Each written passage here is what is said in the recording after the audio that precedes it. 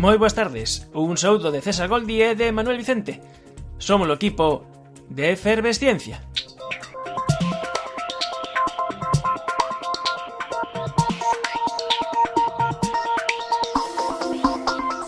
Crepúsculo matinal. O fociño da ra exhala a lúa.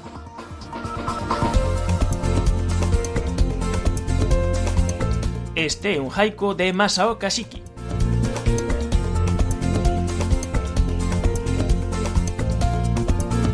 Nestes 53 minutos e medio de radio falaremos de ras en perigo, tamén dun animal case mitolóxico caracterizado por un preeminente fociño, o cabalo de mar, e de virus que se comunican entre sí segundo os máis recentes estudos. Sí, os virus tamén mandan unhas especie de whatsapps os uns aos outros.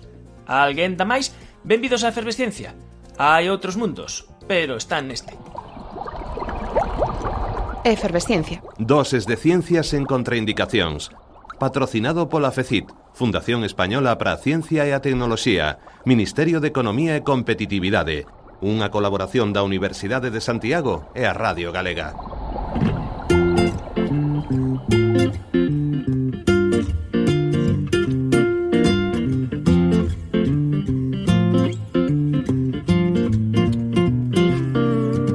Unha fonte de primeira calidade para coñecer a actualidade do mundo da ciencia é a Axencia de Novas Científicas SINC. Moi boas tardes, Eva Rodríguez. Que tal? Boas tardes, Manuel. Acabo de recibir na miña casa un libro especial que é o Anuario SINC 2016, onde tedes toda unha escolma do máis significativo que publicastes o ano pasado. É un libriño pequeno, pero fantástico. Ten un montón de cosas interesantes, algunhas sí que as leín polo ano, pero outras son novidade para min. E non sei, cando facedes así balanzo de todo o ano, de que nova estades máis orgullosos en SINC? Porque tedes un montón de traballos. Bueno, escoller entre todas as novas científicas do ano é complicado. E máis, bueno, pues, supoño de cada área, pois hai algunhas que son máis interesantes que outras. Pois había que destacar, por exemplo, unha das noticias científicas como foi o das ondas gravitacionais, que fixemos un gran esforzo por explicalas. Pois tamén, como todos os anos, queremos por dar relevancia a papel das mulleres na ciencia ou linkear con temas de actualidade como pois, o papel dos antropólogos, os científicos sociais, pois no tema dos refugiados, por exemplo. Pero sí, é complicado. Pois que queira ler este anuario SINC, Las Ciencias da Noticia 2016, na vosa páxina tedes colgado o PDF que é moi recomendable. Sí, eso podense descargar desde a páxina web da FECIT, da Fundación Española de Ciencia e Tecnoloxía, o PDF inteiro do anuario SINC.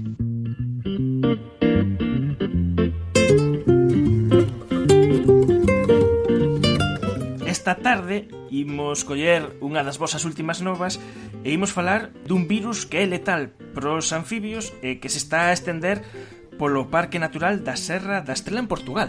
Sí, xa en 2009 centros de sapos comadróns foron atopados mortos neste importante paraxe natural de Portugal. Un traballo que se publicou en Scientific Reports que pescuda nas causas deste tipo de mortalidade que está asociada a un ranavirus moi patóxeno. Para saber máis, contamos neste momento desde Londres con Jaime Bosch, investigador do Museo Nacional de Ciencias Naturais. Moi boas tardes, Jaime. Hola, buenas tardes. Hola, que tal? Boas tardes. Bueno, primeiro explícanos un pouco como afectou este ranavirus os anfibios da Serra da Estrela. Que pasou exactamente ali? Bueno, pues lo que pasó en la Serra de la Estrela es un poco lo que está pasando en general en todo el mundo, y es que están apareciendo nuevos patógenos que el hombre está trayendo, moviendo entre continentes y entre diferentes lugares del mundo, y que cuando entran en contacto con nuevos hospedadores, es decir, con animales con los que no han coexistido hasta el momento, pues resultan extremadamente virulentos y producen mortalidades masivas.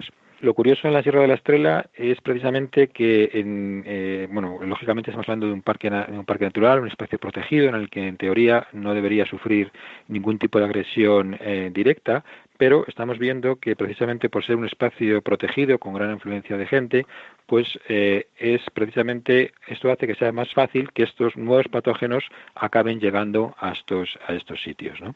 ¿Y qué características tiene esta cepa de virus? ¿Cómo llegó y por qué tan letal? Digamos, es la misma historia que ocurre siempre, que ha ocurrido desde hace pues muchos siglos. Digamos, son patógenos que están adaptados a ciertos hospedadores con los que han llegado a un cierto nivel, digamos, de coexistencia, en el que, digamos, ninguno de los dos se beneficia si el otro desaparece, de forma que llegan a una coexistencia más o menos, digamos, tranquila, pero que cuando entran en contacto con un hospedador que nunca han conocido hasta ese momento, son realmente muy, muy virulentos.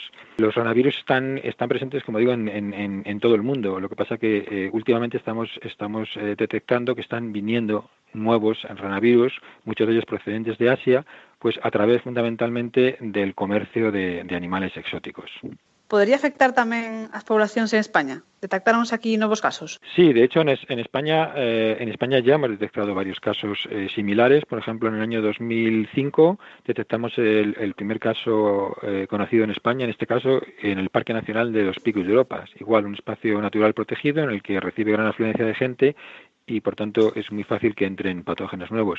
Y la situación es un poco similar.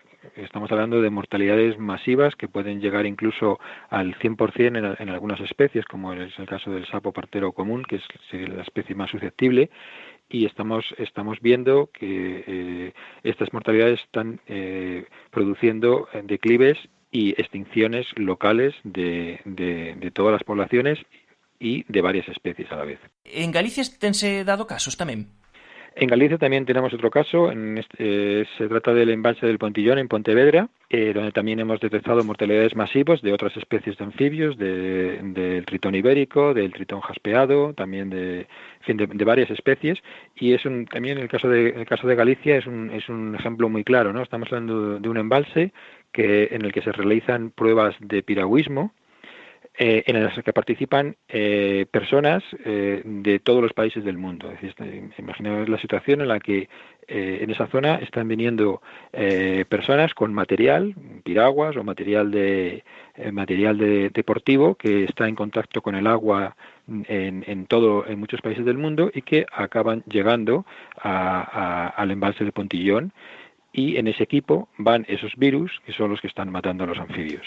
E tamén son mortais para outras especies de animais ou somente para anfibios? El caso de los ranavirus sabemos que afectan a reptiles, anfibios y peces. Y de hecho, también por primera vez en España hemos encontrado mortalidad de reptiles, concretamente en Galicia, concretamente reptiles acuáticos, o sea, serpientes acuáticas que se alimentan de anfibios. Pero quizá lo más problemático es que estos virus, su reservorio habitual son los peces, es decir, en los peces se infectan, pero no suelen desencadenar la enfermedad, de forma que los peces son los principales vectores de transmisión de estos virus. Entonces, además de lo que estamos hablando, de que el hombre, digamos, puede llevar pues estos virus, por ejemplo, en el material en este caso de piragüismo, pues la introducción de peces para fines deportivos, que es una práctica muy corriente y habitual, pues es otra fuente más y muy importante de transmisión de estos virus. E qual é a situación xeral dos anfibios en España? Supoño que este tipo de virus afectarán bastante as poblacións. Bueno, pues la situación realmente es dramática, realmente. O sea, fíjate que desde hace décadas los anfibios están en declive. Confirmado desde hace más o menos aproximadamente en Europa, desde la década de los 50, sabemos que los anfibios están en declive. Lo que pasa que hasta ahora ese declive pues se estaba relacionado fundamentalmente con la destrucción del medio, ¿no? Con el impacto sobre el medio. Pero en los últimos años el problema es que precisamente la causa principal del declive de los anfibios son estos nuevos patógenos que están siendo llevados por causa del hombre. Y contra eso pues es mucho más complicado luchar, ¿no? Claro, porque ¿qué medidas se puede llevar a cabo para prevenir estos ranavirus, para que no infecten los anfibios? Pues la medida, digamos, es muy simple y a la vez es tremendamente complicado, ¿no? Que es lo que hay que hacer como con cualquier enfermedad infecciosa, pues es evitar su dispersión. Pero para eso hay que, digamos, tener una voluntad de querer atajar el problema y gastar dinero y recursos en evitarlo. Es decir, fundamentalmente hay que establecer controles muy severos de todo lo que entra, digamos, y que puede ser susceptible de traer estos ranavirus. Eso quiere decir que, por ejemplo, todo el material que vaya a entrar en contacto con el medio acuático debería ser desinfectado previamente, y todos los animales que entren, digamos, a través de cualquier puerto o aeropuerto de un país debería pasar un control muy estricto para confirmar que estos virus no están presentes, cosa que actualmente no se hace. É posible seguir o rastro e saber exactamente cando se dan estos episodios de mortandade, de que facendo investigación científica, que saber cal é a orixe concreta de cada episodio, pues, si son cepas diferentes e de onde veñen? É posible rastrear todo isto ou aínda non? Es posible y en eso estamos trabajando, pero es realmente complicado. Fíjate que hasta hace relativamente muy poco no se ha podido entender muy bien cuál ha sido, por ejemplo, toda la historia, digamos, evolutiva del virus del SIDA en humanos, y para eso ha habido que invertir muchísimo dinero y mucho tiempo. Entonces, se puede hacer y estamos estudiando genéticamente todas estas cepas precisamente para intentar entender de dónde vienen y que sea más fácil controlarlo. Pero es algo muy costoso y que necesita mucho dinero para hacerlo, o sea que no va a ser muy rápido, no vamos a tener resultados muy rápidos. Jaime Bosch, investigador do Museo Nacional de Historia Natural, moitas grazas por atender a chamada de Efervesciencia. Muchas gracias, es un placer. Eva Rodríguez, moitas grazas por traernos estas novas e tamén parabéns por ese anuario SINC 2016. Gracias, Manuel. Hasta pronto.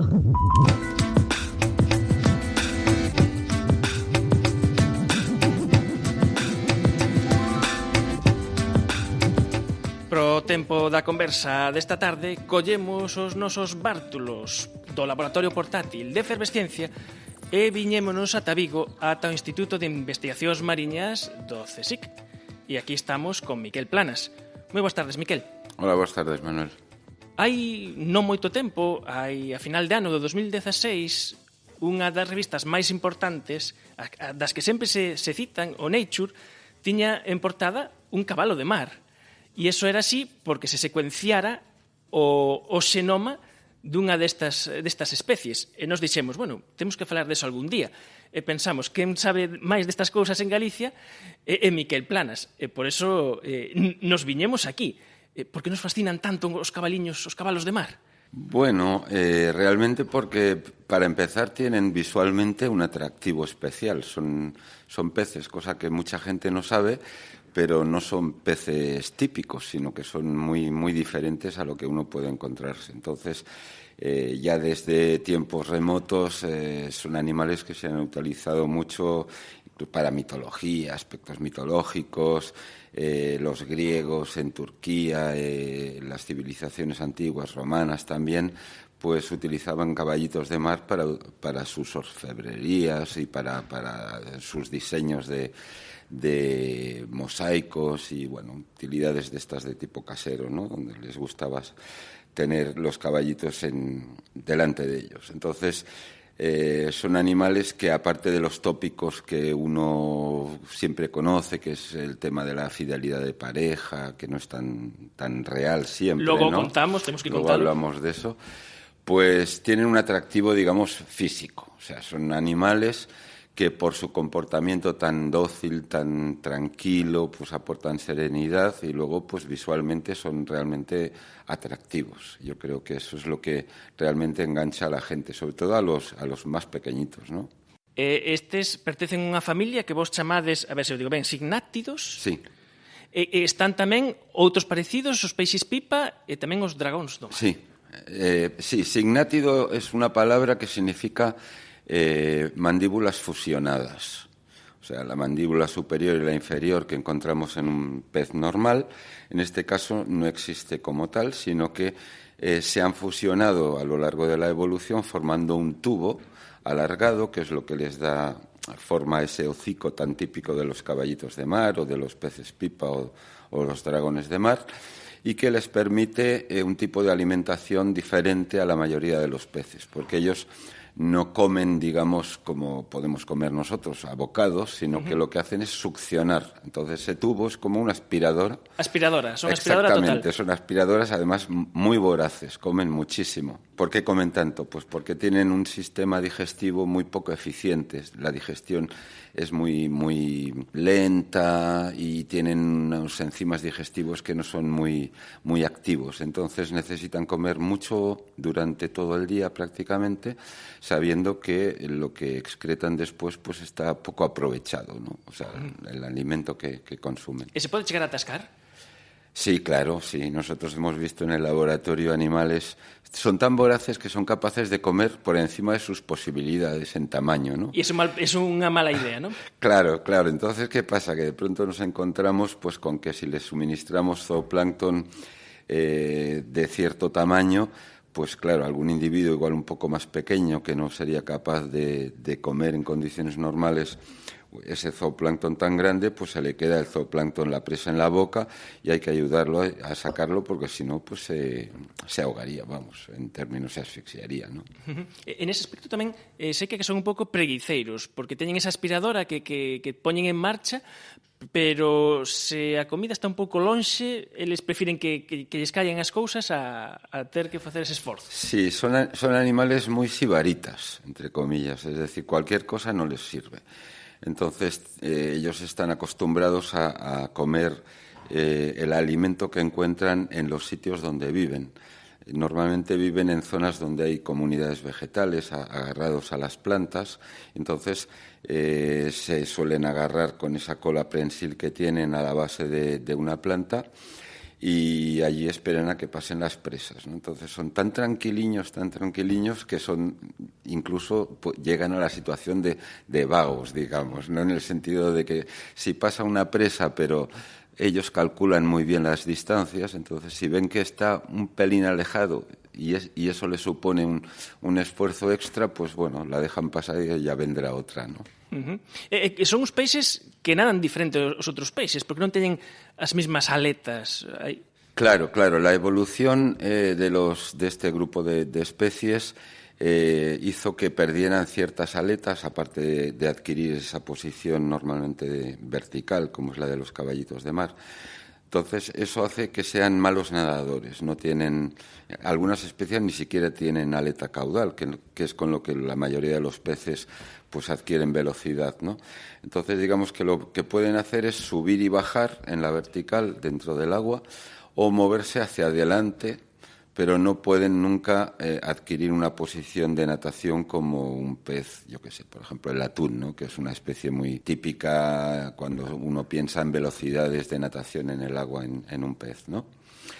Y bueno, eso ha hecho que sean especies tan sedentarias, tienen unos tiempos de vida muy pequeños, de unos 3-4 años, y se pasan la vida prácticamente entera en un rango, digamos, en una superficie muy pequeña. O sea, su casa es muy limitada, ¿no? Aunque puede haber migraciones hacia zonas más lejanas, pero eso se debe sobre todo a las corrientes. Ellos de por sí prácticamente no se mueven. O sea, lo habitual es que viven en zonas cercanas a la costa, de entre 5 y 15, 20 metros de profundidad, y normalmente están siempre en zonas de comunidades vegetales con plantas donde ellos pueden pasar desapercibidos. Falabas de eso, de que están neses sitios concretos, pero a veces sí recorren grandes distancias. Sei que fan algo que chamades rafting. Claro. Ellos se pueden agarrar con la cola prensil que tienen a cualquier estructura, ¿eh? Entonces, en muchas estructuras, sobre todo plantas que tienen la capacidad de flotar y dispersarse con las corrientes, pues eso les permite moverse involuntariamente. O sea, ellos no dirigen la natación y pueden aparecer en otras zonas. Eso puede hacer que se desplacen cientos de kilómetros incluso, ¿no? Y de hecho esto es un tema muy interesante porque ha permitido, dentro de la evolución de estas especies, que individuos que estaban en otros continentes incluso se pudieran desplazar hacia un continente diferente. Eso se cree que ocurrió con una de las dos especies que tenemos aquí en Europa, ¿no? Que se cree que vino de América y precisamente esos ejemplares fueron arrastrados haciendo rafting. E estamos agora empezando que a época do amor, a época do cortexo. Sí, nunca mejor dicho. O amor, en vez de dicir o amor está no aire, o amor está na auga. Está en agua, sí. Realmente empieza un poquito después de San Valentín aquí, ¿no? O sea, a partir de marzo, que es cuando las temperaturas y el mar, las temperaturas suben un poquito, poco a poco, y el mar pues ya empieza a estar más tranquilito, ¿no? Entonces, estos animales, que se cree que además tienen migraciones cuando el mar está peor y tal, se van a otras zonas un poco más protegidas, pues empiezan a desplazarse hacia zonas más protegidas de la costa, y ahí empieza un ritual que es como que, se abre la veda amorosa, digamos, ¿no? Entonces, ese ritual es muy interesante porque es no único, pero muy particular. El macho y la hembra en nuestras especies cambian de color, o sea, se ponen sus colores, digamos, para enamorar a la otra parte, se tornan de un color plateado muy bonito en el momento en que se encuentran, y ahí empiezan unas danzas que son realmente ritos de cortejo. Se ponen uno al lado del otro, macho y hembra, y empiezan a andar.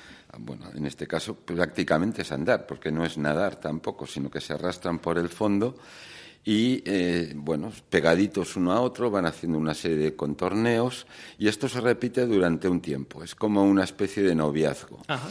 Llega un momento en que, ya los dos están aceptados, se conocen perfectamente, y ahí es cuando ya entramos en la fase del apareamiento. Es cuando los dos hacen también un cortejo a lo largo de la columna de agua, suben la columna de agua. Ese ve a ser de noivos, ¿no? Subir ahí. Claro. Entonces van enfrentados uno al otro, y llega un momento en que los dos echan como la cabeza hacia atrás, y en ese momento la hembra deposita los huevos en un agujerito que tiene el macho en un saco, que es el saco incubador.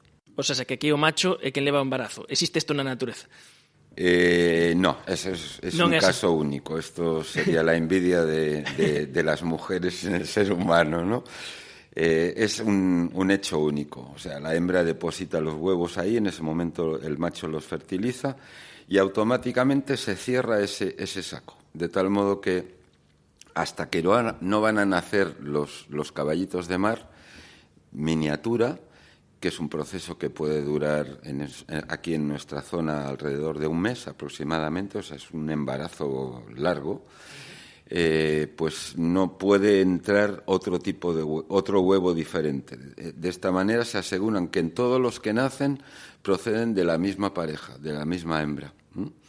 Que eso está bien porque permite el hecho de tener parejas estables, que es lo que suele suceder en este caso, ¿no? O sea que, por norma xeral, teñen eso que se fala da fidelidade, por norma xeral. Por norma xeral, sí. Después depende de las especies. Hay alguna especie, pero son excepciones, en las que hay promiscuidad. Aquí os cabalos de mar, que o nome é hipocampus, que significa cabalo curvo, ¿no? Cabalo... Sí.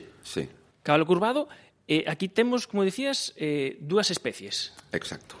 Es una de las zonas, Europa, donde menos especies hay. Luego hay una zona en África, exceptuando lo que es Sudáfrica, a partir del Sáhara, digamos, hacia abajo, incluso la zona del Pacífico, prácticamente no tiene caballitos de mar. Y en Europa, pues tenemos solo dos. La mayoría de especies se encuentran en otras latitudes, una zona muy rica en signátidos en general y en caballitos de mar en especial, es toda la zona del Índico-Pacífico, toda la zona australiana, el sureste de Asia, ¿no? Y ahí es donde se cree que empezaron a evolucionar, a aparecer los primeros caballitos de mar, y de ahí pues se desplazaron evolucionando hacia otras especies. Y bueno, aquí, pese a ser una zona en Europa que en su momento, cuando los continentes estaban distribuidos de otra manera, no existía el mar Mediterráneo y tal, pues se cree que fue una zona muy importante para los caballitos de mar, pero luego a partir de toda la tectónica de placas que dispersó los continentes hasta formar la situación actual, ¿no? Pues nos quedamos con solo 2 especies, que son 2 especies que viven conjuntamente, pero cada una de ellas tiene unas necesidades un poco distintas de la outra. O sea, digamos que conviven, pero non se estorban. Ajá. É importante coñecer precisamente a distribución e coñecer cal é a bioloxía concreta destas especies, porque hai moitas cosas por saber e isto xera un problema de conservación, porque existen pois listas para saber se hai especies ameazadas. En este caso, nos falta información. Sí, ese es un problema muy importante que tenemos, porque muchas especies de caballitos de mar están protegidas y además están catalogadas como especies protegidas precisamente porque se ha podido estudiar qué sucede con esas poblaciones en el medio natural. El problema nuestro es que nuestras 2 especies figuran como especies deficitarias de información, lo cual es cierto. O sea, sabemos por lo que sería el conocimiento gris del díxome o de gente que tiene relación con el mar, que antes estaban donde hoy ya no los encuentras. Claro, son informadores que nos dan información claro, que pero puede no es una información científica, claro. Exactamente. Entonces no es válida, digamos, para poder, ni siquiera sirve para poder hacer un seguimiento de cómo evolucionaron las poblaciones, ¿no?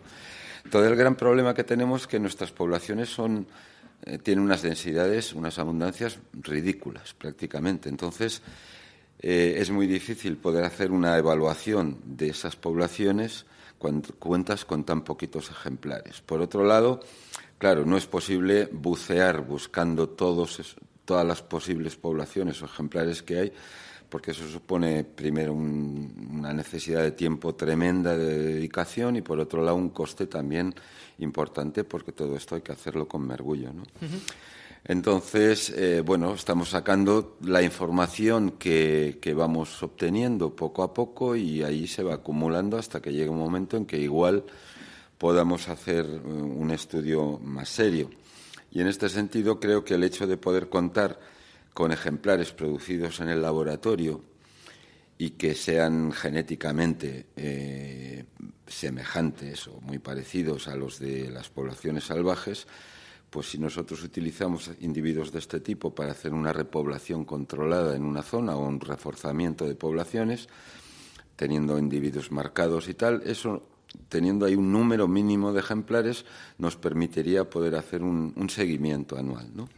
Porque hai varias cousas das que falas. Unha delas é a reproducción en catividade, que é algo moi importante e que aquí fixestes que precisamente unha destas especies fostes os primeiros en completar o ciclo, de poder ter todo o ciclo completo da reproducción en catividade. De feito, polo que lín, por exemplo, os tanques nos que facedes o cultivo teñen que ser abondos suficientemente altos, por exemplo, eso que falábamos, por exemplo, antes do cortexo, teñen que subir, non? Se os faz pequenos non vai. Vos estivestes vinando todas esas variables, ao final conseguistes eso. Sí, nos costó mucho, tenemos que ser sinceros y decir que esto no se consigue de hoy para mañana, ¿no? Nos costó, bueno, poco más de un año conseguir el primer apareamiento con el que tuvimos el primer juvenil que llegó a cierta talla, adulto, realmente de una de las 2 especies europeas que hay. En eso pues fue un hito importante en nuestra investigación. Y, sin embargo, estuvimos luego como 3 o 4 años que nos dimos de cabezazos contra la pared, llegando a momentos realmente de críticos, de decir, dejamos esta línea de investigación porque no vamos a conseguir nada, ¿no? Pero tantas teclas del piano tocamos que al final encontramos la sinfonía que buscábamos, ¿no? ¿Cuáles eran las claves? ¿Qué faltaba ahí? Claro, el problema es lo que tú decías, que tienen requerimientos muy diferentes a los de una especie de pez normal o de las que se cultiva. Entonces, por la propia biología tan diferente que tienen estos animales, tienen necesidades desde acuario, alimento y otro tipo de necesidades muy diferentes. Entonces, nuestro problema es que partíamos de cero. Entonces, claro, dimos muchos tumbos entre probar y todo lo que probábamos era esto no funciona, esto no funciona, esto no funciona, hasta llegar un momento en el que, como tú me preguntabas, pues dimos básicamente con dos factores importantes. Uno de ellos era la calidad de los recién nacidos. Es decir, aquí fue muy importante desarrollar un alimento vivo, además, porque son animales que no comen pienso. Si das pienso, no comen. No, son tan sibaritas que llegan hasta ahí, ¿no? Bueno, al principio tuvimos problemas de calidad de los recién nacidos, pero luego empezamos a suministrar un alimento que mejoramos en calidad de una manera muy importante mediante una serie de pruebas que hicimos aquí en el laboratorio. Y eso permitió obtener individuos activos, fuertes, resistentes. Pero ¿qué pasaba? Que luego, a partir de un cierto día, en esta especie, en Hippocampus gutulatus, que es de la especie de la que estoy hablando, pues resulta que los caballitos de mar, igual que otros peces, desarrollan lo que se llama la vejiga natatoria, que es una bolsa de aire que ellos pueden inflar y desinflar a voluntad, y que les permite subir o bajar en la profundidad. De igual sitio que funciona un submarino. Claro, exactamente. Entonces, esa vejiga natatoria no nacen con ella, sino que la desarrollan durante los primeros días. ¿Y cómo la desarrollan? Pues van a superficie del agua, de allí cogen aire, ese aire va por la boca al tubo digestivo y de ahí pasa por un conducto, como un tubito que tienen, a lo que será después la vejiga natatoria. De esa manera empiezan a inflar la vejiga natatoria. Luego ese conducto, ese tubo, se cierra y queda la vejiga natatoria formada. El problema es que cuando partíamos de individuos que no eran suficientemente fuertes, resulta que, claro, los animales se debilitaban, se iban a superficie, allí tomaban aire, y al final nos encontrábamos con individuos que flotaban en superficie porque tenían la vejiga natatoria tan inflada que eran globitos flotantes. Qué bueno, qué curioso. ¿Entiendes? Entonces, eso fue la cosa que tuvimos que evitar. Y esto se complicó porque, además, no solo son vagos comiendo, sino que son vagos también digiriendo. Entonces, ¿qué pasa? Que les dabas de comer y veías que comían ingentes cantidades de alimento vivo, de zooplancton. Uh-huh. Pero, amigo, resulta que tal cual lo comían, lo excretaban. Es más, muchas veces la mayoría de las presas los primeros días las aparecían en las heces vivos, moviéndose. Entonces dijimos, aquí hay un problema de digestión. O sea, están comiendo, pero realmente no están digiriendo ni asimilando, uh-huh. Con lo cual se producía un debilitamiento progresivo. Todo esto lo mejoramos partiendo de mejor calidad de individuos recién nacidos y luego introduciendo en el alimento, como parte del alimento, los copépodos, que son un componente del zooplancton que existe en el medio natural, que nosotros cultivamos en el laboratorio y que tiene un perfil bioquímico que satisface plenamente las necesidades de los caballitos de mar cuando empiezan a desarrollarse. Entonces, con todo esto y con un sistema de acuario en el que hundíamos a los juveniles en el agua mediante una serie de aireaciones y de caudales de agua, pues evitábamos que permanecieran en superficie y al mismo tiempo pues les facilitamos que fueran eficientes en su digestión y que el crecimiento fuera el adecuado, hasta tal punto de que crecen el doble de lo que crecen en el medio natural cuando están en condiciones de cultivo. E outra das cousas que tedes feito, todos dos proxectos que tedes agora vixentes na actualidade, o proxecto Hipoparques, no que estudiades estas especies, a familia completa, no Parque Nacional das Illas Atlánticas e tamén no archipiélago de Cabrera. En Cabrera. E tedes atopado, tamén he grabado, ademais, os primeiros exemplares deste Gutulatus, non? Sí, encontramos las dos especies, concretamente en las Islas Cíes, las dos especies de caballito de mar, que nunca se había dado cuenta de ese hecho desde un punto de vista científico, ¿no? Pero realmente hay poquitos, hay muy poquitos. También es cierto que este primer año de proyecto iba enfocado a hacer una especie de barrido de ciertas zonas de las Islas Cíes para saber dónde podríamos encontrar signátidos. Aparte del caballito de mar, encontramos un pez pipa, que es de los más grandes que hay aquí, que pueden llegar casi a medio metro de longitud, que es como un caballito de mar, pero estirado. El caballito de mar tiene esa cabeza que hace un ángulo recto con el cuerpo y nada en vertical, mientras que los peces pipa nadan en posición horizontal y son como agullas, ¿no? Porque aquí o problema que temos é uso responsable da acuariofilia, de utilizar especies conseguidas por cautividade e non especies salvaxes, pero onde hai un problema xa masivo, xa estamos falando en Asia, onde os cabalos de mar son un obxecto de devoción pola medicina tradicional chinesa, digamos que son considerados, non sei, casi como o Viagra da medicina. Sí, esa es la parte negativa. Bueno, para empezar hay que decir que los caballitos de mar forman parte de la acuariofilia. De los 2.500 especies que se utilizan en el mundo para acuariofilia, los caballitos de mar han entrado también como una especie más. Lamentablemente, esto supuso en su momento que se esquilmaran poblaciones naturales, pero el hecho realmente más grave es que desde hace milenios, diría yo, la medicina tradicional china utiliza como uno de sus múltiples ingredientes caballitos de mar que se van a capturar en el mar, que se secan, que se pulverizan y con ese polvo pues montan una serie de medicinas tradicionales con el falso mito de que son capaces de curar multitud de enfermedades y también incluso, pues, como el cuerno del rinoceronte, que pueden ser utilizados como afrodisíacos. Y, de hecho, en España hace poquito hubo varias aprehensiones en el sur de caballitos de mar, que eran caballitos capturados en la propia península ibérica. Pensamos que en la zona del Algarve, en el sur de Portugal, que allí hay bastantes, lo cual quiere decir que ya hay un tráfico aquí que de alguna manera podría estar condicionado por la presencia también de población china que crece. Es un dato que no está corroborado, pero que pensamos que podía ser así. De hecho, las últimas aprehensiones fueron de 2 ciudadanos chinos, ¿no?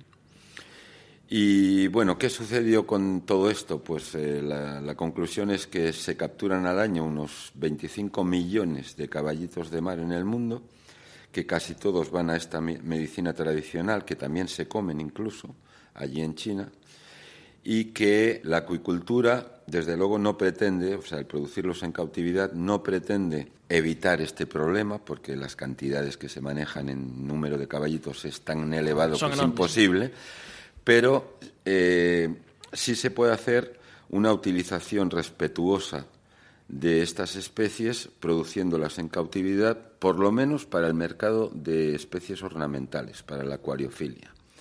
Y en este sentido hay que decir que son, como decía antes, especies protegidas, que además su captura, y no digamos ya su comercialización ilegal, están muy castigadas, muy penadas, cosa que no sabe todo el mundo, ¿no? Pois esta é a conversa que estamos mantendo con Miquel Planas, do Grupo de Bioloxía e Fisioloxía Larvaria de peixes, porque estamos falando de peixes, quizás é unha das ideas máis importantes que podemos deixar esta tarde do Instituto de Investigacións Mariñas e CSIC.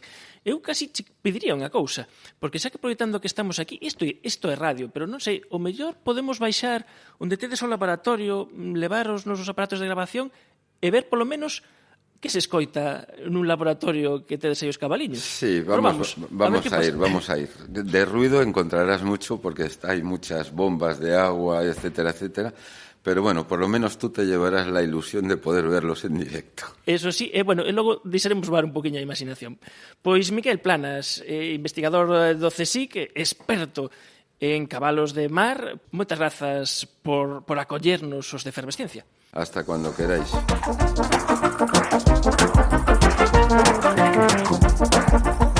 ¿Quiere un pronóstico caliente? No, acabo de comer. Además, no me gustan los helados calientes. Venga aquí. Yo no vendo helados. Esto es un disfraz para engañar a la policía. Vendo pronósticos de caballos. Con los de hoy no se puede perder $1, ¿eh? No, otro día, lo siento, apuesto por Sonop, otro día, ¿eh? $2 a Sonop, venga aquí. Sonop es el peor caballo de la pista. He notado que gana siempre. Eso solo porque llega el primero. Xa estamos no hipódromo. Claro, el hipódromo de toda la vida. E echamos ao laboratorio o hipódromo. Caballitos de mar mojaditos estos, caballos pero de agua. Esta es la zona donde están los pequeñitos, los juveniles ya de cierta edad. Porque nacen coa mesma forma xa que un adulto. Claro, son como un bonsai de adulto prácticamente, ¿no? O sea, tamaño miniatura. Entonces, estos que ves aquí nacieron hace poco más de un mes. Y esta es la especie que más se utiliza en acuariofilia para los acuarios de casa, ¿no? Es una especie brasileña que es tropical. Si tocas el cristal notarás el calorcito. Sí. Y estos son unos acuarios que acabamos de montar hace poco también para uno de los proyectos que tenemos. Y aquí lo que vamos a querer ver aquí es, en estos acuarios concretamente, cómo puede afectar. Vamos a colocar una serie de plantas de distinta manera, con distintas densidades y demás, y queremos ver cómo puede afectar precisamente la distribución y la presencia de elementos de agarre cuando los caballitos pasan de la vida pelágica, son planctónicos, a la vida demersal, es decir, cuando pasan de la columna de agua a vivir ya definitivamente en el fondo, porque claro, ellos necesitan un sitio donde agarrarse y donde mimetizarse también, ¿no? Y luego aquí en esta zona es donde tenemos, que realmente es el hipódromo de los adultos, ¿no? Entonces aquí tenemos individuos grandes adultos. Esta es la especie australiana, que es la más grande que existe en el mundo de caballitos de mar. Luego aquí verás que hay unos cartelitos. Dieta exclusiva, misidáceos. Sí, exactamente. Misidáceos es un tipo de zooplancton, que es un tipo de presa que les encanta a los caballitos de mar. Entonces aquí hay poquitos caballitos porque están distribuidos por grupos, ¿no? Entonces tenemos 4 hembras y 3 machos en una unidad. Eso lo tenemos por duplicado en el otro acuario. Y tenemos 3 grupos distintos, cada uno va a tener un alimento distinto. Entonces aquí lo que queremos ver es cómo afecta la calidad nutricional del alimento en la descendencia. Esta es la especie de aquí, esta es la especie con la que solemos trabajar, que es el Hippocampus gutulatus, que tiene esos flecos así en la parte de la cabeza y en la parte dorsal, que es lo que aquí la diferencia de la otra especie, que es el caballito de mar, el Hippocampus hippocampus. Y ves que la forma que tienen estos pedúnculos son distintos. Entonces, en el medio natural lo que observamos es que esto es una especie también de mimetismo. Entonces, fíjate en este ejemplar que está ahí arriba, que tiene un montón de diversificaciones en esos pedúnculos dorsales, ¿no? Como si fueran ramitas de una planta. Sí, es como si tuviese una alga ahí, ¿no? Claro, entonces en zonas donde... por ejemplo, en acuario no se nota tanto esto. Sin embargo, en el medio natural, en zonas de plantas, lo tienen más desarrollado precisamente para intentar asemejarse o camuflarse lo mejor que puedan con el entorno, ¿no? Esta es la especie tropical, es Hippocampus reidi. Y esta es precisamente la tecnología que hemos vendido a una empresa para poderlas producir a nivel comercial. Y aunque todos sean caballitos de mar, pues cada especie tiene sus necesidades totalmente distintas. Fíjate cómo hincha el globo.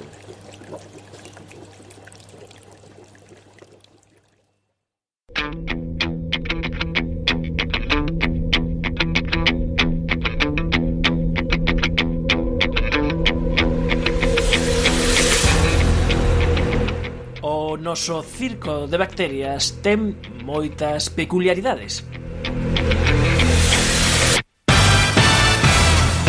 Unha delas é que os seus protagonistas son seres diminutos, dun tamaño ínfimo, bacterias e tamén virus. E outra das cousas importantes deste circo de bacterias é que é un circo de bacterias internacional, porque o noso domador do noso circo de bacterias está na Universidade de las Américas, en Quito, Ecuador. Este é Esteban Fernández Moreira.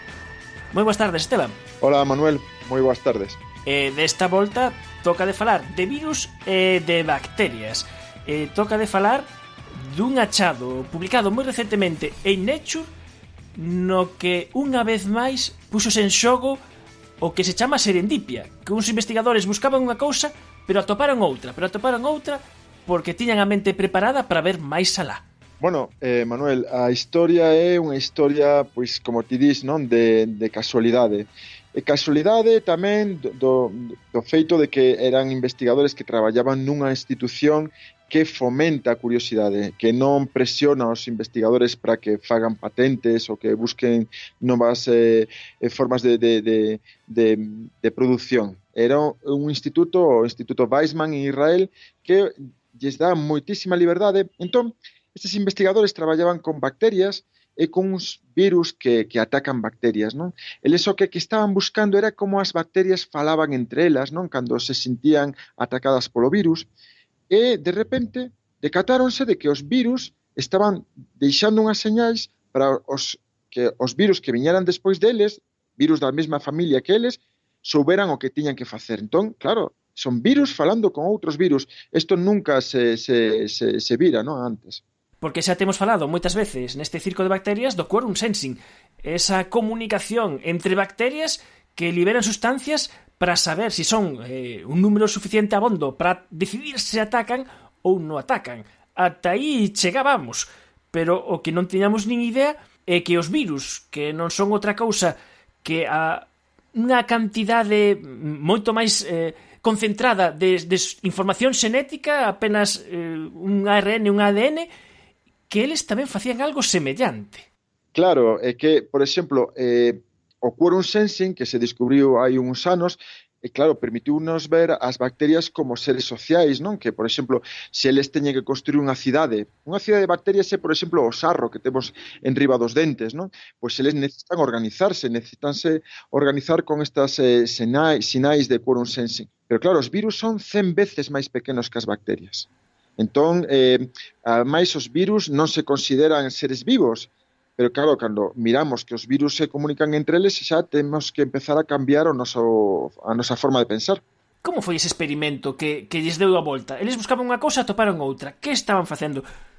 Sí, foi serendipia. Pois isto que é o que pasou nese laboratorio. Eles crecían nun caldo as bacterias, e cando as bacterias estaban moi concentradas, lle botaban un virus que as atacaba. Entón, os virus, o que fan, os virus de bacterias, se fixan as bacterias e lles inyectan o ADN, entón ese ADN empeza a replicarse, a copiarse moitas copias, e cando teñen no interior da bacteria pois 100, 200 virus, estoupan a bacteria por dentro e buscan outras bacterias para infectar.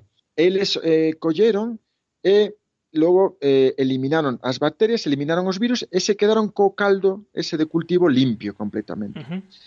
Porque eles estaban buscando algunha molécula que deixaban, algunha comunicación que deixaban as bacterias. Entón, ao día seguinte voltaron a crecer bacterias nese caldo de cultivo usado. Bacillus, neste caso, por darlle nome aos protagonistas deste circo de bacterias.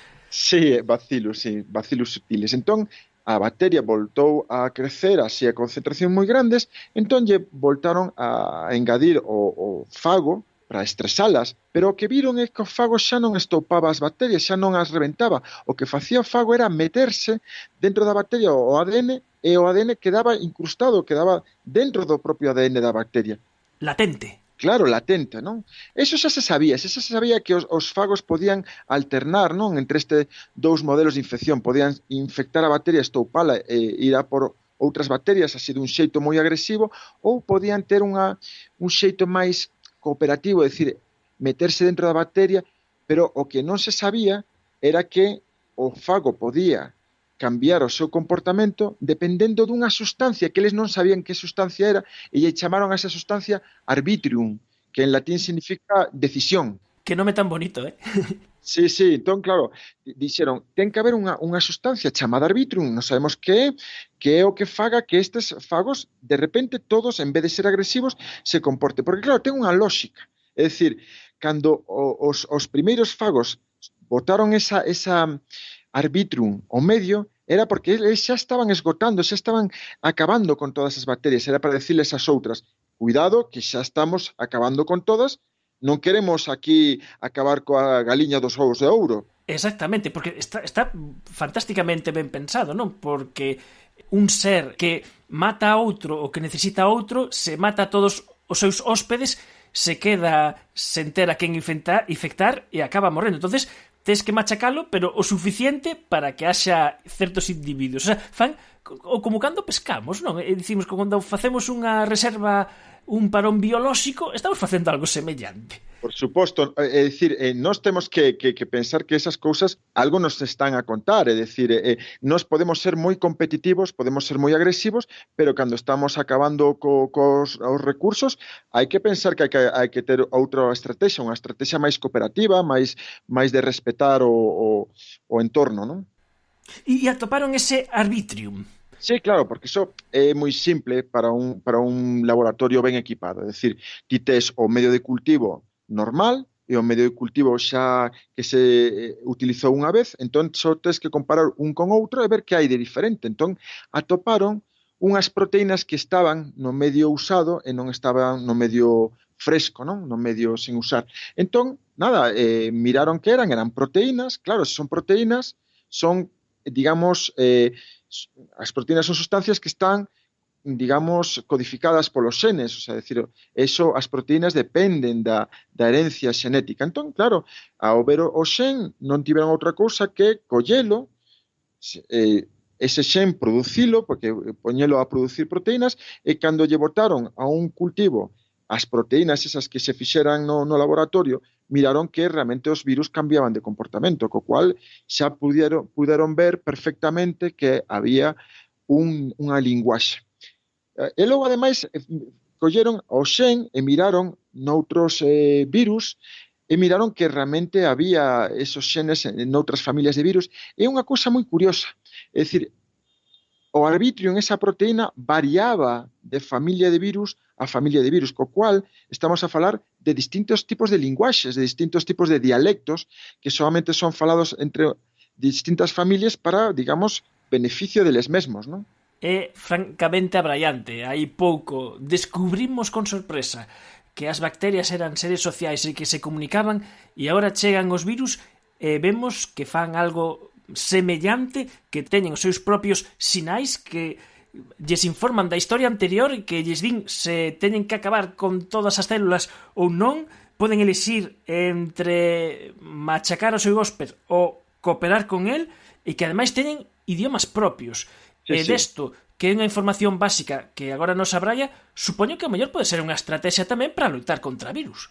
Sí, por suposto. Obviamente, isto podese utilizar en contra deles un pouco tamén o que estamos agora a facer co sistema CRISPR, non? Que é un sistema que se, digamos, empregan as células, as bacterias para loitar contra os virus, e agora estamos utilizando para loitar, por exemplo, co cancro, non? Son estas cousas que primeiro aparece o descubrimento e despois aparece a aplicación, por suposto. Pois este foi o noso circo de bacterias e virus, neste caso, no que aprendemos gracias a Esteban Fernández Moreira desde Ecuador, Quito, desde a Universidade de las Américas, onde aprendemos esta nova linguaxe dos virus.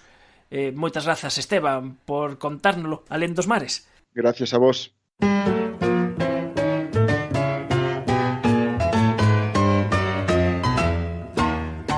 Efervesciencia. Patrocinado pola FECIT, Fundación Española para a Ciencia e a Tecnoloxía, Ministerio de Economía e Competitividade, unha colaboración da Universidade de Santiago e a Radio Galega. E xa non temos tempo para máis.